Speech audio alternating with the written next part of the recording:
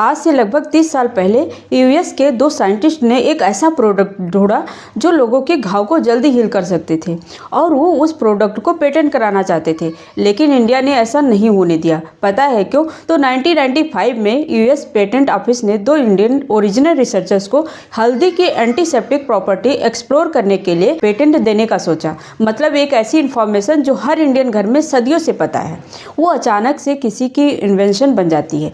अगर ये पेटेंट उन्हें मिल जाता तो हमारे घरों में हल्दी वाला दूध बनाने के लिए भी हमें रॉयल्टी देनी पड़ती। इंडिया ने इस पेटेंट को तुरंत अपोज किया। इंडिया ने भर भर के प्रूफ दिया, ये बताने के लिए कि हल्दी का मेडिसिनल यूज तो हम एंशिएंट इंडिया से करते आ रहे हैं।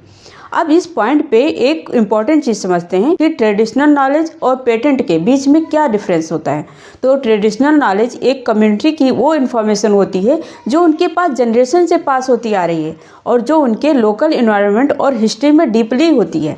जैसे इंडिया की बात करें तो योगा, आयुर्वेद, हल्दी, नीम की मेडिसिनल प्रॉपर्टीज़, ये सारी चीज़ें हमारे ट्रेडिशनल नॉलेज हैं। वहीं पेटेंट की अगर बात करें तो ये एक एक्सक्लूसिव राइट है जो किसी इंसान या कंपनी को मिलता है किसी चीज़ को इन्वेंट करने के लिए, एक ऐसी डिस्कवरी जिसके बारे में किसी को पता ना हो, जो पब्लिक यूज में ना हो। जैसे light bulb, telephone, vacuum cleaner, ये सारे पेटेंट के एग्जाम्पल हैं।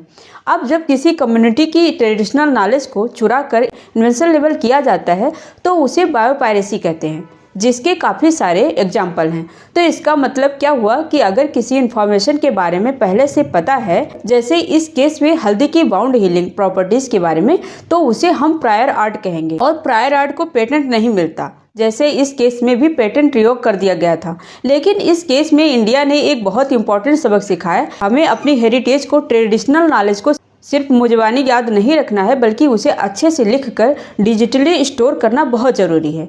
और यहीं पर जन्म हुआ 2001 में ट्रेडिशनल नॉलेज डिजिटल लाइब्रेरी का, जहां हजारों फार्मूलेशंस को अच्छे से लिखकर ऑर्गेनाइज करके डिजिटली स्टोर किया गया है।